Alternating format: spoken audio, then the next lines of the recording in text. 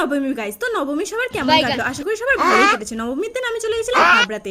আমি তো জানতামই না হাবড়াতে এত ভালো প্যান্ডেল হয়। হাবড়ার এত কাছে বাড়ি হওয়া সত্ত্বেও এই প্রথমবার হাবড়াতে ঠাকুর দেখতে গিয়েছি। আচ্ছা, তোমাদের মধ্যে কেউ হাবড়া ঠাকুর দেখতে গেলে কমেন্ট করে জানিও যে তোমাদের কোন প্যান্ডেলটা সব থেকে বেশি ভালো লেগেছে। প্রথমে যে প্যান্ডেলটাতে চলে গেলাম সেটা ছিল অসাধারণ। এখানে একটু আউটফিট চেক করে নিলাম।